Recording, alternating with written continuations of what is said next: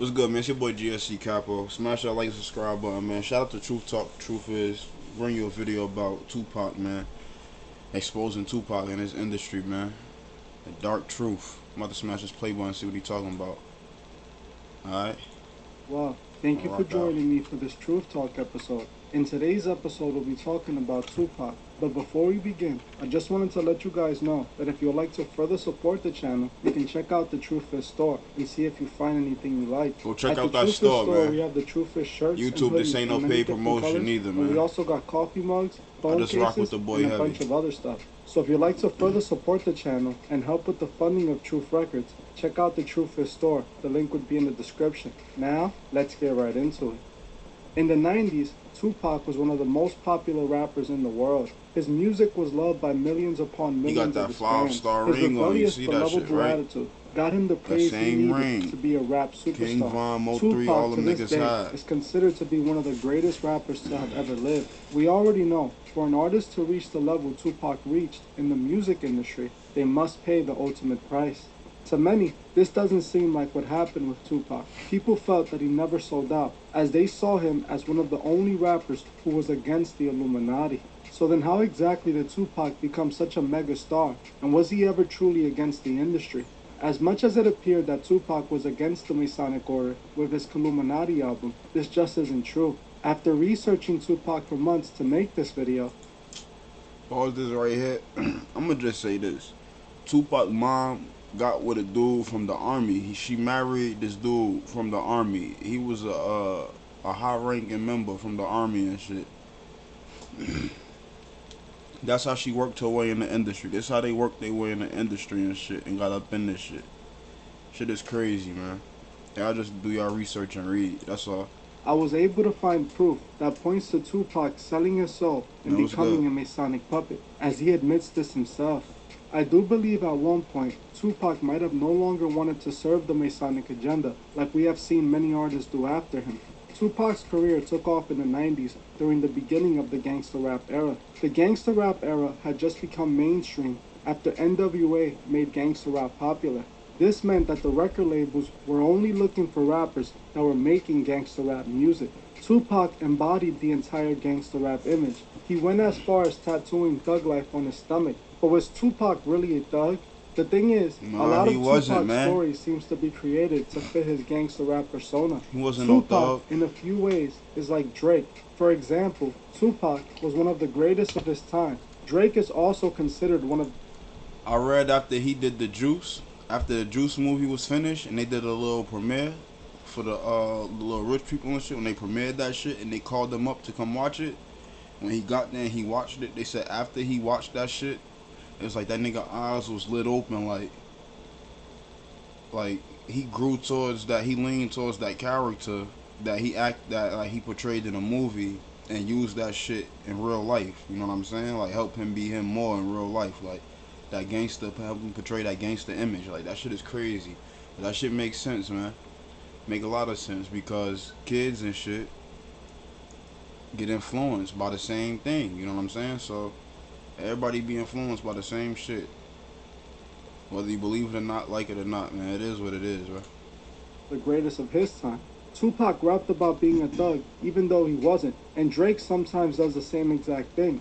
Tupac was an actor before a rapper, and so was Drake. It's clear to me that Tupac's entire image was fabricated by the record labels. Tupac was never a thug. He was a theater student who even did ballet. Facts. Tupac did do ballet. That nigga was a theater student who did ballet, man. He really did ballet. That is no cap. I love my classes. We were exposed to everything, theater, ballet. As you heard for yourself, Tupac You heard what he said, right? He even mentioned Jada Pickett, right? It's a whole class right here with ballet motherfuckers. That shit crazy though. They look zesty, man. Hey, that shit is wild. But man, look.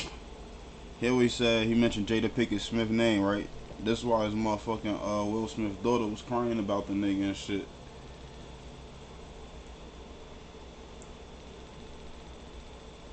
Look at this shit, man. Look at this shit, bro. Y'all see this shit? That's his ballet class.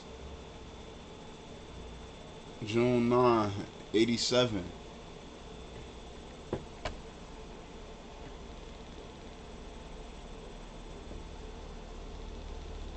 That shit wild, bro. Like, Tupac crazy, man. Niggas, you know Tupac is a Jew, right? Tupac is a Jew. Take his photos and put them up to put them up, compare them to Jews, just random Jews on motherfucking Google. Take his photo and compare that shit to regular Jews on motherfucking Google, bro. You gonna see that shit is wild, nigga. Tupac admits to being a theater student and staying away from trouble. In one of his high school interviews when he was 17, we hear Tupac speaking on his life, and he sounds nothing like the thug he claims to be. Okay, my name is Tupac Shakur, and I attend Tamalpais High School. Okay, my name is Tupac Shakur, and I attend Tamalpais High School. Okay, my name is Tupac Shakur, and I attend Tamalpais High School. At 17 years old. And it's like 17 is such a weird age. It's such in the middle age. You're not 18 yet, and you're older than 16. But I like it. It's nice. It's like a learning stage for me. As you heard for yourself, Tupac sounds like a good kid who seemed to have stayed out of trouble and participated in theater for most of his childhood. Tupac was an actor, acting like a thug to sell records. Even fellow actor Marlon Wayans stated this in an interview. Relationship. Listen to Marlon Wayans said. About that. And me and Pac had a great relationship. You know what's great about Pac? Everybody think he was like this thug, this gangster. He's a performing arts high school kid. Okay, Pac was very smart. He was very silly. He was a clown, and he wasn't a real gangster, but he act gangster. And he's method acting. So he went a little bit too far. He overcommitted. But tell he wasn't a gangster because he had the softest hands you ever wanted to like touch on a man. Like no has hands like it's hard. No, it was like. I call him a Pop Marlon thug. You put it, come here, his knees, just give you this gentle hand. It was soft. Then he had these long eyelashes, looked like Snuffleupagus. Just like, you know what it is? I'm a dog. Sold the role though. He did. Yo, he caught that nigga Snuffleupagus. Marlon Wayans states that Tupac was just a good Marlon funny who bought into his role. In my opinion, I believe Tupac knew that if he wanted to sell records and be popular, he would have to embody the gangster rap image. The record labels used Tupac to push the gangster rap agenda to his fans. Tupac was such a good actor that he managed to fool the world and even himself into believing that he really was a thug, when in reality, he was a theater student at heart. Tupac sold his soul in order to be a superstar. This is how he was able to grow to superstardom. The record labels in the 90s and the 2000s were pushing the gangster rap agenda heavily. Just about every rapper was rapping as a gangster rapper, whether they were gangster or not. This influenced an entire generation of people to live thug lives, falling for the exact trap that the elite created for them. Tupac knew he was playing a role in the destruction of his own people, but he wanted the fame and money. Tupac himself knew he sold his soul. He actually admitted it in 2 different occasions. In the song Good Life, Tupac openly admits to selling his soul for his success. In the song he raps, was so money-oriented, initiated as a thug, fiending for wicked adventures, ambitious as I was. Picture me on the verge of living insane. I sold my soul for a chance to kick it and bang. Now tell me if I'm wrong, but saying F the world got you deeper in my songs.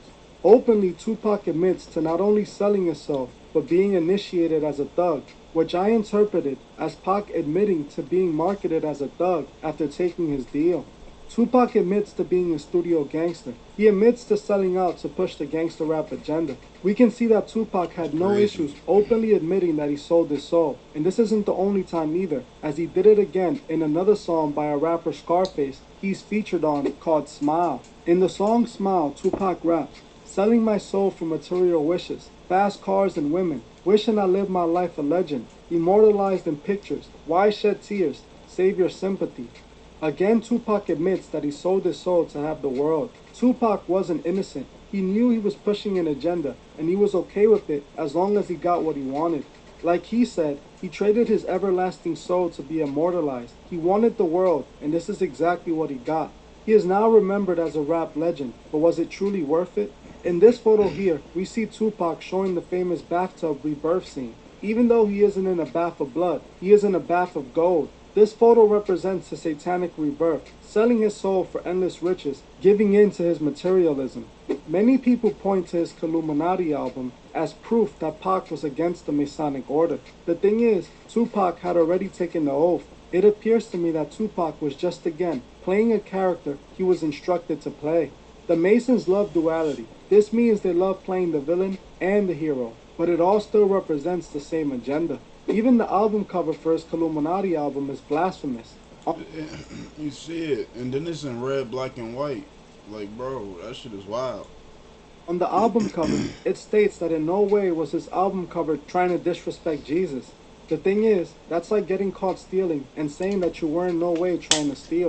Tupac did what we have seen so many celebrities do to this day, mock Jesus' sacrifice for our sins. We are still seeing this type of imagery coming from the entertainment industry, as just recently Kendrick painted himself as a Christ-like figure for one of his performances. I am not going to deny that at first it did look like what happened to Tupac could have been a result of him trying to break his oath and leave the industry behind, especially with the imagery his Illuminati album was showing. The album cover clearly predicts Tupac being sacrificed as if he were Jesus.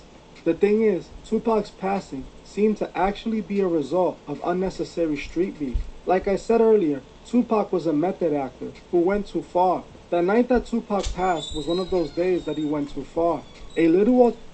That's what Whack 100 was saying. Whack 100 was saying Tupac went too far, and he tarnished the Death Row name and shit, and he fucked Suge Knight over when he did that.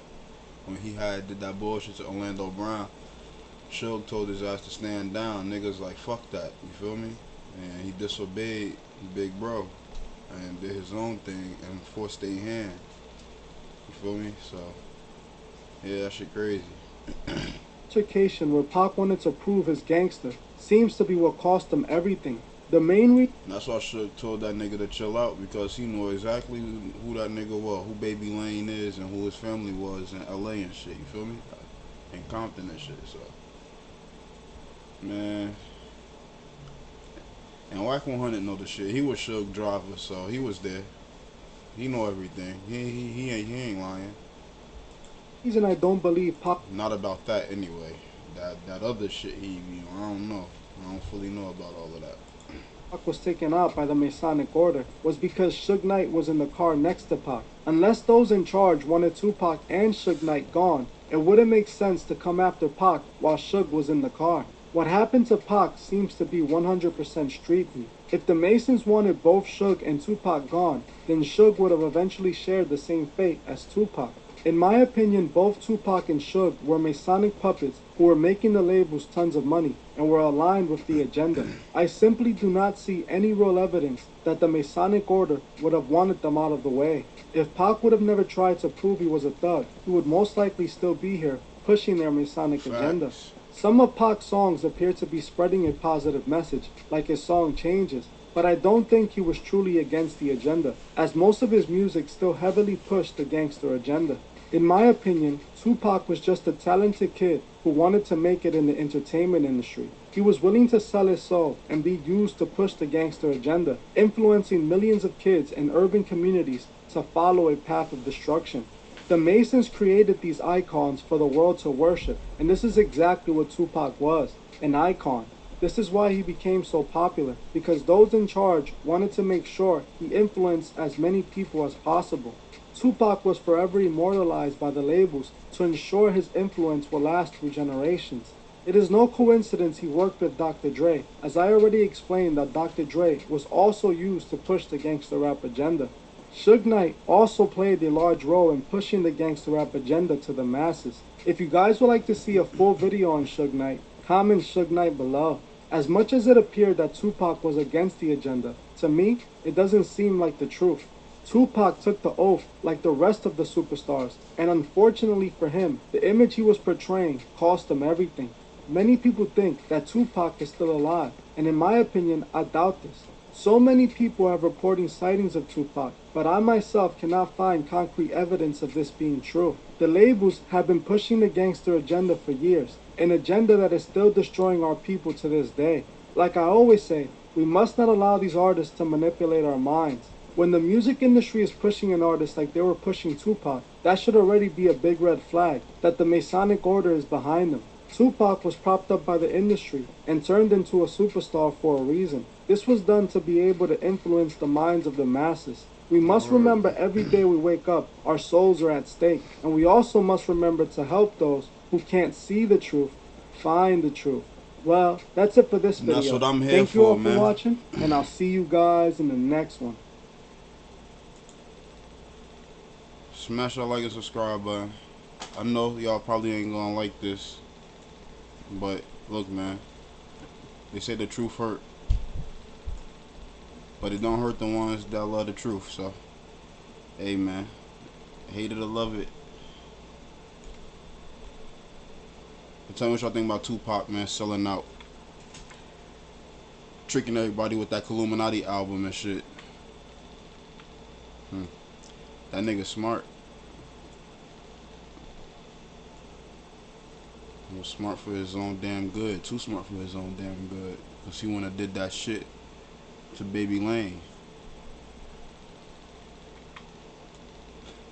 He must have thought the devil was going to protect him that night. Lucifer was probably like, hey, man, you know what? You ain't even gangster. Like, you ain't even like that, nigga. I ain't got time for this shit. Rest in peace, Tupac, man. That shit crazy, man. But yeah, tell me what y'all think about this shit in the comments, man. Smash that like and subscribe button. Shout out Truth Is, Truth Talk Podcast. And I'm out, man. Gang, gang.